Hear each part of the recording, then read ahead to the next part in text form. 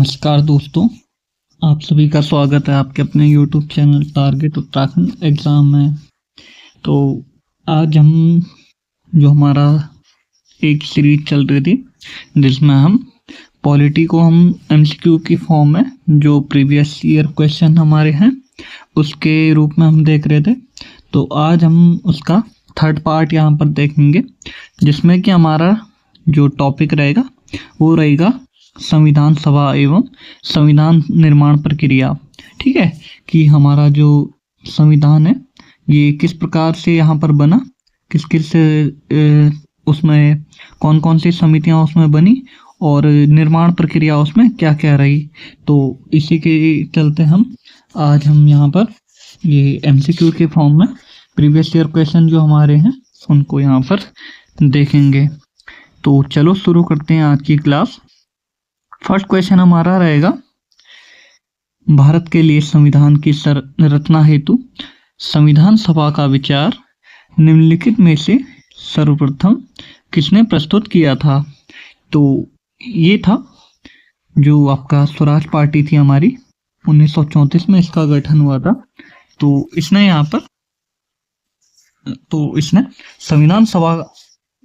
संविधान सभा का विचार यहाँ पर दिया था किसके लिए, जो हमारे संविधान की जो रचना होनी थी या संविधान हमारा जो बनना था उसके उसमें पहली बार, ठीक है, पहली बार यहाँ पर जो विचार यहाँ पर प्रस्तुत किया था वो क्या था आपका स्वराज पार्टी ने, ठीक है, 1934 में। तो इसमें हम देखेंगे डिटेल, हम इसका एक्सप्लेनेशन हम यहाँ पर देखेंगे।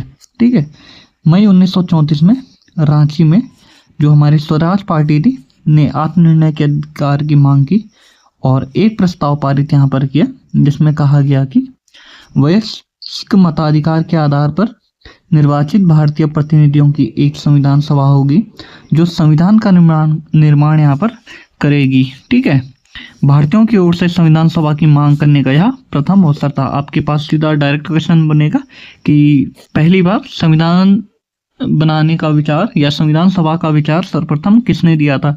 तो ये दिया था स्वराज पार्टी ने 1934 में। ठीक है, नेक्स्ट क्वेश्चन हमारा सेकंड क्वेश्चन, स्वतंत्रता के पूर्व के दिनों में प्रारंभ में किसने संविधान निर्मात्री सभा का विचार यहाँ पर प्रस्तुत किया था।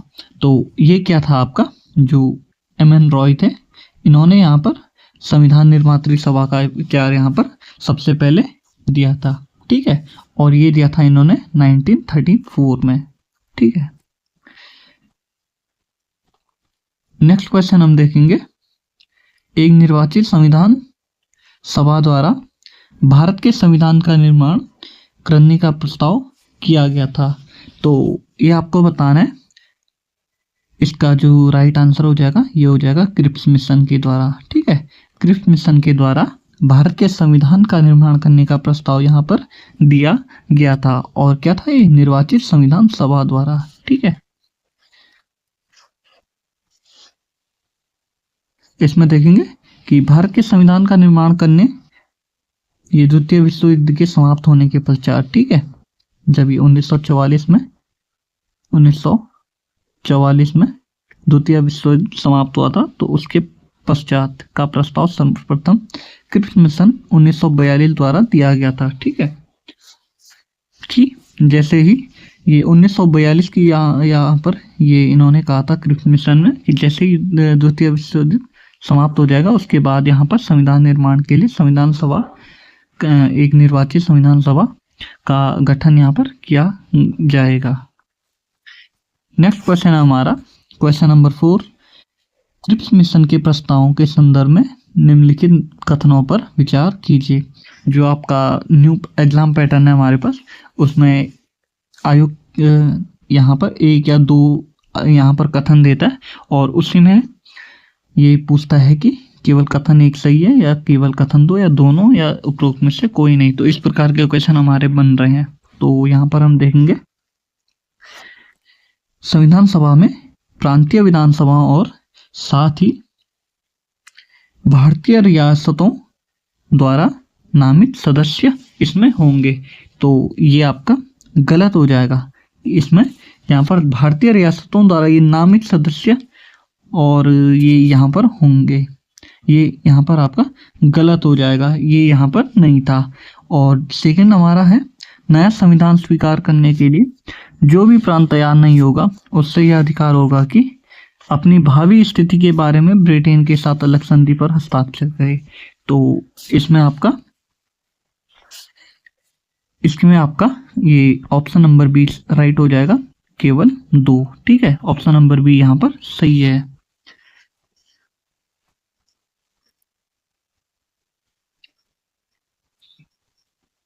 नेक्स्ट क्वेश्चन हम देखेंगे। ठीक है, ये हमारा दूसरा क्वेश्चन है।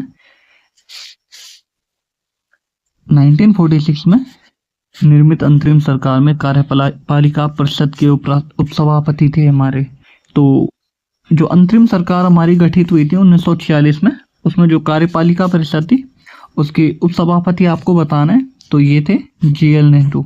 ठीक है, JL नेहरू यहाँ पर उपसभापति यहाँ पर थे। 24 अगस्त 1946 को अंतरिम राष्ट्रीय सरकार की घोषणा इस व्यवस्था के साथ की गई कि अंतरिम सरकार 2 सितंबर 1946 को कार्यभार संभालेगी और इसमें वाइसराय इसमें कार्यपालिका परिषद का प्रतिदिन अध्यक्ष था तथा JL नेहरू यहाँ पर उपाध्यक्ष या उपसभापति इनको यहाँ पर बनाया गया था। नेक्स्ट क्वेश्चन है हमारा, निम्नलिखित में से कौन अगस्त 1946 में गठित प्रथम अंतरिम राष्ट्रीय सरकार का सदस्य यहाँ पर नहीं था। ये आपको बताना है कि कौन यहाँ पर इसका सदस्य नहीं था। तो C राजगोपालाचारी ये भी यहाँ पर इसके सदस्य थे, डॉक्टर राजेंद्र प्रसाद भी इसके सदस्य थे और जगजीवन राम ये जो बाद में श्रम मंत्री यहाँ पर बने थे ये भी यहाँ पर ये सदस्य थे, जबकि डॉक्टर S राधाकृष्णन ये यहाँ पर इसके सदस्य नहीं थे। कैबिनेट मिशन योजना के आधार पर 24 अगस्त 1946 की घोषणा के तहत नवनिर्मित संविधान सभा से 2 सितंबर 1946 को भारत की अंतरिम सरकार का गठन किया गया था। इसमें श्री राजगोपालाचारी शिक्षा मंत्री थे, डॉक्टर राजेंद्र प्रसाद खाद्य एवं कृषि मंत्री तथा जगजीवन राम इसमें श्रम मंत्री आपके थे, जबकि S राधाकृष्णन इस प्रथम अंतरिम राष्ट्रीय सरकार के सदस्य नहीं थे। नेक्स्ट क्वेश्चन हम देखेंगे और प्रथम अंतरिम राष्ट्रीय सरकार की घोषणा की गई थी। तो ये आपको बताना है कि इसकी घोषणा कब की गई थी। तो ये की गई थी आपकी 24 अगस्त 1946 को।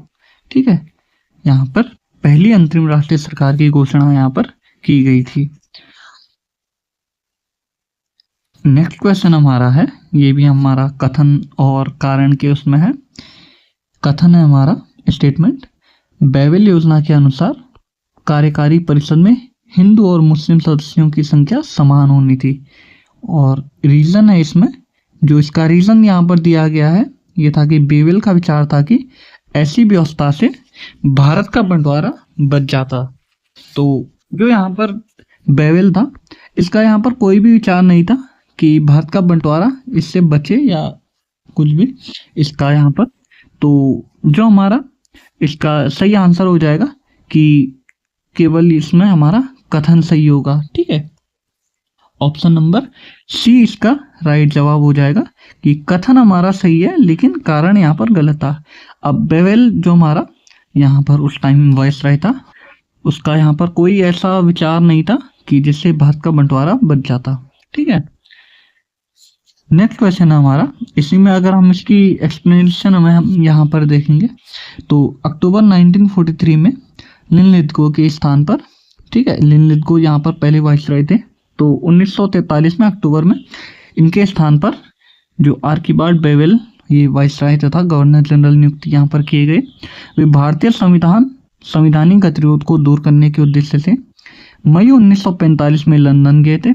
वहाँ इन्होंने भारतीय प्रशासन के संबंध में ब्रिटिश सरकार से विस्तार से बात की और जून 1945 में उन प्रस्तावों को बेवेल योजना के नाम से सार्वजनिक किया गया। ठीक है, जो हमारी बेवेल योजना हमारी थी 1945 की, वो जो ये लंदन यहाँ पर गए थे, वहाँ पर जो भी इनकी सरकार से या वहाँ के क्राउन से जो भी इनकी बातचीत हुई उसके बाद जो उसके जो कुछ प्रस्ताव यहाँ पर थे उसको बेबेल योजना यहाँ पर नाम दिया गया था। ठीक है, इसी के साथ बेबेल योजना के प्रस्ताव में कार्यकारी परिषद में मुसलमान सदस्यों की संख्या हिंदुओं के बराबर होना, परिषद में वाइसरॉय तथा कमांडर इन चीफ को छोड़कर सभी सदस्यों का भारतीय होना, शीघ्र ही शिमला में एक सम्मेलन का बुलाया जाना तथा युद्ध समाप्ति के पश्चात भारतीयों के द्वारा खुद का संविधान बनाया जाना इत्यादि प्रावधान इसमें शामिल थे। ठीक है, तो ये मेन यहाँ पर आपको पॉइंट ध्यान रखने कि जो बेबेल योजना हमारी थी इसमें कौन कौन से प्रावधान यहाँ पर किए गए थे। तो पहला प्रावधान था हमारा, जो परिषद थी, कार्यकारी परिषद जो बनेगी उसमें मुसलमान सदस्यों की संख्या हिंदुओं के बराबर होगी। दूसरा, परिषद में वाइसरॉय तथा कमांडर इन चीफ को छोड़कर से सभी सदस्य यहाँ पर भारतीय होंगे और शिमला में एक सम्मेलन यहाँ पर बुलाया जाएगा तथा युद्ध समाप्ति के पश्चात भारतीयों के द्वारा खुद का संविधान यहाँ पर बनाया जाना इत्यादि प्रावधान इसमें शामिल थे। ठीक है, और इसका जो राजनीतिक उद्देश्य यहाँ पर था वो था राजनीतिक गतिरोध को दूर करना। ठीक है, भारत को पूर्ण सुशासन की दिशा में आगे बढ़ाना और संवैधानिक गतिरोध दूर करना था। इसका उद्देश्य कहीं से भी हिंदू मुस्लिम एकता को दृढ़ करना नहीं था जिससे भारत का विभाजन रुक सके। ठीक है, तो यहाँ पर कथन हमारा राइट हो जाएगा और जो इसका कारण है, रीजन है, वो रॉन्ग हो जाएगा। अगर आपको वीडियो हेल्पफुल लगे तो वीडियो को लाइक कीजिए और चैनल को सब्सक्राइब कीजिए और इसी तरह आगे के रेगुलर अपडेट पाने के लिए जो बेल आइकन है उसको भी आप प्रेस कीजिए। ठीक है, नेक्स्ट क्वेश्चन है हमारा, निम्नलिखित में से कौन से कथन संविधान सभा के विषय में सत्य है। ठीक है, आपको यहाँ पर राइट स्टेटमेंट आपको यहाँ पर बताने हैं। ठीक है, वह फर्स्ट है यहाँ पर, वह वयस्क मताधिकार पर आधारित थी, जो संविधान सभा के बारे में यहाँ पर बात हो रही है। वह प्रत्यक्ष निर्वाचन का परिणाम थी, वह बहुदलीय निकाय था। ठीक है, और उसने अनेक समितियों के माध्यम से कार्य किया। तो क्या यह वयस्क मताधिकार पर आधारित था? नहीं, ये आपका रॉन्ग हो जाएगा। वयस्क मताधिकार पर यह आधारित नहीं था। वह प्रत्यक्ष निर्वाचन का परिणाम था, इसमें वोटिंग तो हुई थी मगर प्रत्यक्ष निर्वाचन यहाँ पर नहीं था। यह बहुदलीय निकाय था, ये राइट हो जाएगा। इसमें बहुदल थे, जैसे कांग्रेस थी, इसमें मुस्लिम लीग थी और इसके अलावा एक दो तीन दल और इसमें थे। उसने अनेक समितियों के माध्यम से कार्य किया, तो ये भी आपका राइट हो जाएगा। तो इसका जो आपका राइट आंसर हो जाएगा ये हो जाएगा आपका option number C, 3rd and 4th। ठीक है, नेक्स्ट क्वेश्चन हम देखेंगे।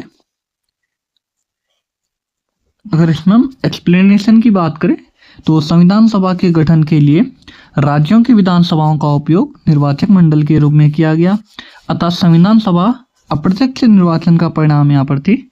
इसका निर्वाचन वयस्क मताधिकार पर आधारित नहीं था। ठीक है, ये अप्रत्यक्ष रूप से निर्वाचन यहाँ पर हुआ था। संविधान सभा में अनेक दलों के लोग शामिल थे। इस सभा ने अपने कार्यों का संचालन करने के लिए अनेक समितियों का गठन यहाँ पर किया था। ठीक है, नेक्स्ट क्वेश्चन हम देखेंगे।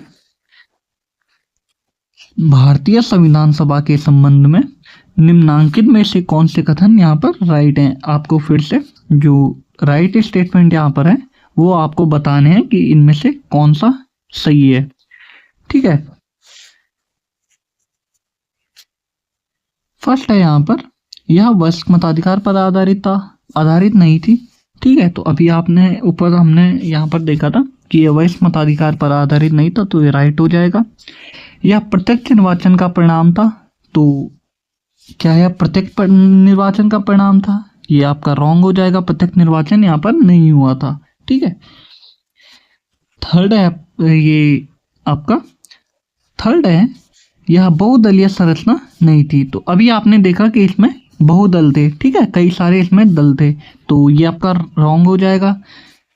फोर्थ है यहाँ पर, यह कई समितियों के माध्यम से कार्य थी, तो ये आपका राइट हो जाएगा। तो इसका सही आंसर हमारा हो जाएगा 1st and 4th राइट। ठीक है, ऑप्शन नंबर ए और डी यहाँ पर राइट स्टेटमेंट हो जाएंगे। नेक्स्ट क्वेश्चन हम देखेंगे, निम्नलिखित में से संविधान सभा के बारे में आपको रॉन्ग स्टेटमेंट यहाँ पर बताना है।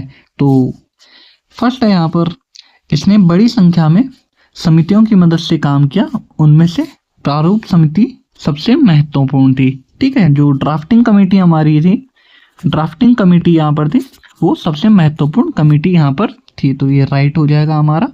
ठीक है, ये राइट है। तो इसका ये आपको गलत कथन यहाँ पर बताना है, तो ये आपका बिल्कुल सही है। सेकंड है हमारा, अल्पसंख्यक समुदाय जैसे ईसाई, एंग्लो इंडियन, पारसियों को सभी में पर्याप्त प्रतिनिधित्व यहाँ पर दिया गया। ठीक है, तो इन सभी को यहाँ पर पर्याप्त प्रतिनिधित्व यहाँ पर दिया गया था। थर्ड है हमारा, इसका निर्वाचन सार्वभौम व मताधिकार के आधार पर किया गया। तो ये आपका रॉन्ग हो जाएगा। ठीक है, और ये आपका राइट आंसर यहाँ पर हो जाएगा। ठीक है, आपको गलत कथन यहाँ पर बताना है। तो सार्वभौम व मताधिकार के आधार पर यहाँ पर ये निर्वाचन नहीं हुआ था। फोर्थ है, इसकी निर्वाचन प्रक्रिया 1935 के अधिनियम के 6 शेड्यूल के पर आधारित थी। कर, टैक्स, संपत्ति और शैक्षणिक योग्यता के कारण मताधिकार यहाँ पर सीमित किया गया था। ठीक है, ये हमने आपको यहाँ पर बता दिया है ऊपर। ठीक है, बाकी आप पढ़ना चाहें तो ये आप पढ़ सकते हैं। नेक्स्ट क्वेश्चन है हमारा, भारत के संविधान का प्रारूप तैयार करने वाली संविधान सभा के सदस्य को, तो यहाँ पर आपको बताना है। ठीक है, तो फर्स्ट है, ब्रिटिश संसद द्वारा नामित किया गया था, गवर्नर जनरल द्वारा नामित किया गया था। ठीक है, ऑप्शन नंबर सी हम यहाँ पर देखेंगे। ठीक है, विभिन्न प्रांतीय विधानसभाओं द्वारा चुना गया था, या भारतीय राष्ट्रीय कांग्रेस और मुस्लिम लीग द्वारा यहाँ पर चुना गया था। तो राइट आंसर आपका हो जाएगा कि विभिन्न प्रांतों की जो विधानसभा थी, उनके द्वारा इसको यहाँ पर चुना गया था। जो संविधान का प्रारूप तैयार करने वाली संविधान सभा के जो सदस्य थे, वो प्रांतीय विधानसभाओं द्वारा उसको चुना गया था। नेक्स्ट क्वेश्चन हम देखेंगे, भारतीय इतिहास के संदर्भ में प्रांतों से संविधान सभा के सदस्य उन प्रांतों के लोगों द्वारा सीधे निर्वाचित थे, भारतीय राष्ट्रीय कांग्रेस तथा मुस्लिम लीग द्वारा नामित हुए थे, या थर्ड प्रांतीय विधानसभाओं द्वारा निर्वाचित हुए थे, या फोर्थ सरकार द्वारा संवैधानिक मामलों में उनकी विशेषज्ञता के लिए चुने गए थे। तो अभी हमने देखा कि जो प्रांतीय विधानसभा हमारी थी, उनके द्वारा निर्वाचित इनको किया गया था। तो option number C right answer हो जाएगा। ये हमें अभी यहाँ पर देखा कि प्रांतीय सभाओं के द्वारा इनका चुनाव यहाँ पर किया गया। नेक्स्ट क्वेश्चन हम देखेंगे, संविधान सभा के चुने हुए स्थायी सदस्य कौन थे। तो ये आपको बताना है कि जो संविधान सभा हमारी गठित हुई थी, उसके जो स्थायी सदस्य यहाँ पर थे, वो किसे बनाया गया था। तो राइट आंसर हो जाएगा आपका ऑप्शन नंबर सी, राजेंद्र प्रसाद जी को। ठीक है, इसमें हम इसका एक्सप्लेनेशन यहाँ पर देख लेते हैं। 9 दिसंबर 1946 को संविधान सभा की प्रथम बैठक की अध्यक्षता अस्थायी अध्यक्ष डॉक्टर सच्चिदानंद सिन्हा, ये क्या थे आपके अस्थायी अध्यक्ष। जबकि जो 11 दिसंबर की जो दूसरी बैठक थी, उसमें संविधान सभा ने जो डॉक्टर राजेंद्र प्रसाद थे, जो हमारे देश के स्वतंत्र भारत के पहले राष्ट्रपति भी इनको बनाया गया था। तो ये यहाँ पर निर्विरोध संविधान सभा के स्थायी अध्यक्ष के रूप में इनको निर्वाचित किया गया था। नेक्स्ट क्वेश्चन हम देखेंगे, संविधान सभा की प्रथम बैठक की अध्यक्षता किसने की थी। तो अभी हमने देखा जो प्रथम बैठक यहाँ पर हुई थी 9 दिसंबर 1946 को यहाँ पर पहली बैठक हुई थी। तो उसमें जो हमारी अध्यक्षता की थी, वो की थी डॉक्टर सच्चिदानंद सिन्हा, जो कि अस्थायी अध्यक्ष बनाए गए थे, अस्थायी अध्यक्ष। ठीक है, नेक्स्ट क्वेश्चन है हमारा,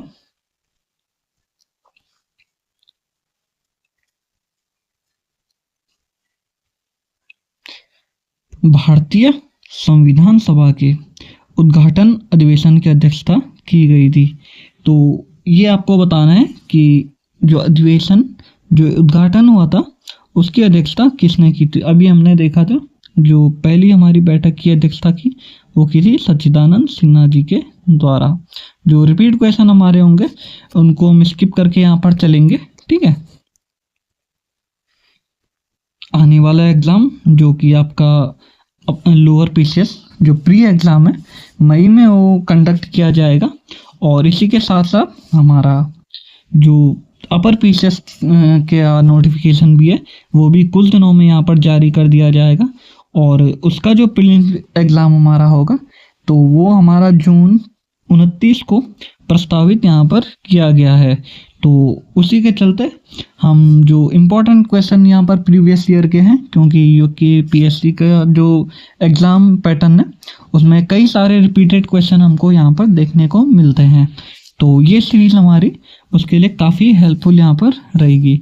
और साथ ही में जो उत्तराखंड पुलिस कांस्टेबल का जो एग्ज़ाम हमारा होना है जून में, तो उसके लिए भी यह सीरीज काफ़ी इम्पोर्टेंट यहाँ पर आपको रहेगी, ठीक है। तो नेक्स्ट क्वेश्चन है हमारा, डॉक्टर राजेंद्र प्रसाद को संविधान सभा का सभापति चुना गया था, ठीक है। तो ये चुना गया था आपका दिसंबर 1946 में। नेक्स्ट क्वेश्चन है हमारा, ये आपने अभी देखा था कि राजेंद्र प्रसाद को अध्यक्ष यहाँ पर बनाया गया था। नेक्स्ट क्वेश्चन है हमारा, ये सेम रिपीटेड क्वेश्चन है, ये आप देख सकते हैं कि ये क्वेश्चन हमारा कितने एग्जाम में हमारा आया है, ठीक है। तो इम्पोर्टेंट क्वेश्चन हमारे यहाँ पर बन जाते हैं। ये क्वेश्चन हमारा इम्पोर्टेंट है यहाँ पर, ठीक है।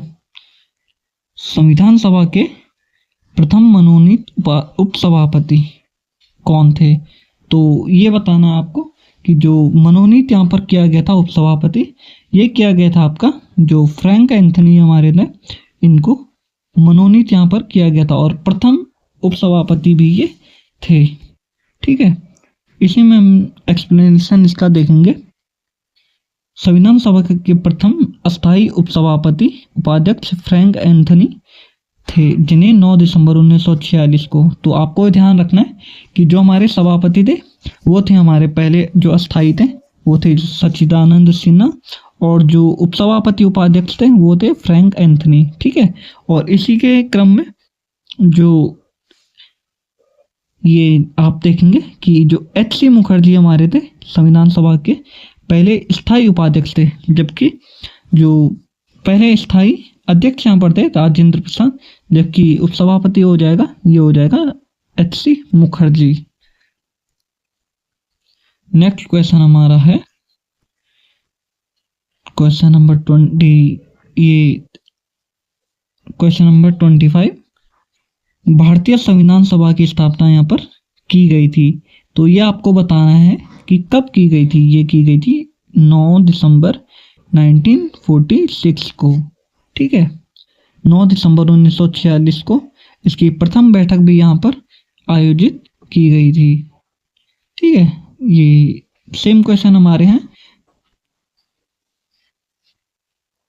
नेक्स्ट क्वेश्चन है हमारा कि इसका जो प्रथम अधिवेशन था, अधिवेशन कहो या फिर आरंभ कहो या फिर आप बैठक इसकी कहिए, ये आपका एक ही आंसर इसका होगा। 9 दिसंबर 1946 को प्रथम अधिवेशन यहाँ पर हुआ था। नेक्स्ट क्वेश्चन हम देखेंगे, एक सेकेंड।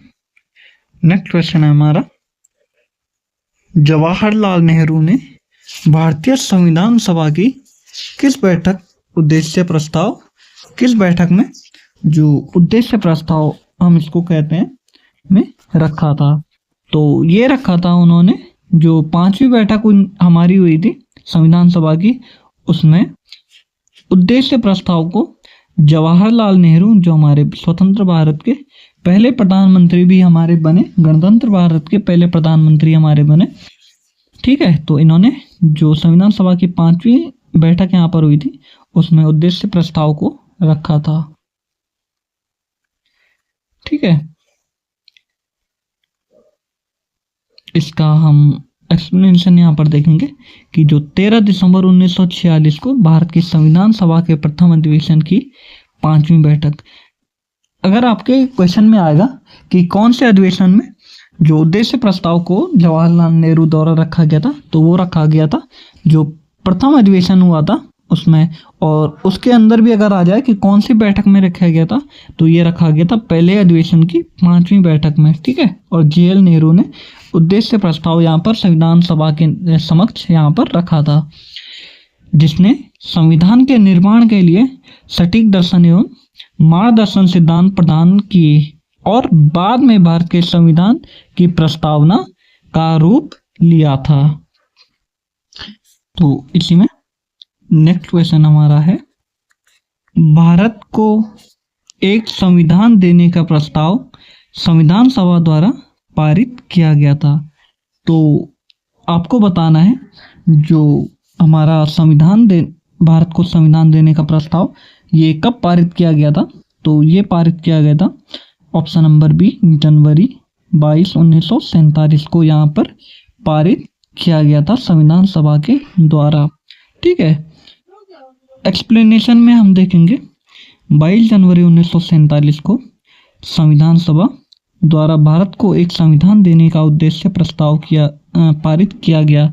जो उद्देश्य प्रस्ताव हमारा जो 11 दिसंबर को, ठीक है, 11 दिसंबर को हमारा रखा गया था, वो पारित हुआ था हमारा 22 जनवरी 1947 को, ठीक है।